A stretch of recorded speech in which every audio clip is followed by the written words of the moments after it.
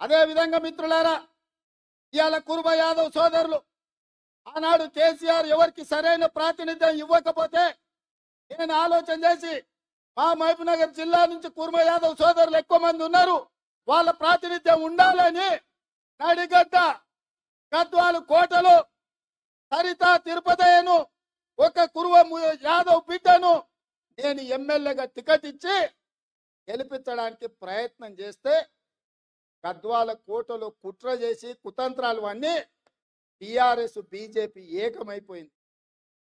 ఆనాడు చీకటి ఒప్పందం చేసుకొని అప్పటి వరకు తగాదాలు ఉన్నాయి మాకు, మా ఇంటి మీద కాకి ఇంటి మీద వాలదు అని చెప్పిన వాళ్ళు ఇవాళ మామ అల్లుళ్ళు ఒక్కటైపోయి కుమ్ముక్కు రాజకీయాలు వేసి ఒక సరితను ఒక ఆడబిడ్డను ఒక కురువ యాదవ్ ఆడబిడ్డను మామ అల్లుళ్ళు ఏకమై అర్నమ్మ నాయకత్వంలో బీజేపీ ఓట్లన్నీ బీఆర్ఎస్ కేసి 5,000 ఓట్లు తక్కువ మెజార్టీతోని ఇవాళ ఆడబిడ్డను ఓడగొట్టి నిజంగానే సరితమ్మ గెలిచినుంటే ఇవాళ మంత్రివర్గంలో మంత్రి అయ్యేది యాదవ్ సోదరులారా.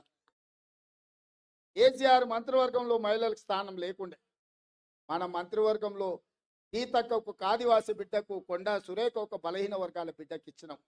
సరితమ్మ గెలిచినుంటే ఇవాళ మన మంత్రివర్గంలో మంత్రి అయ్యి ఉండేది.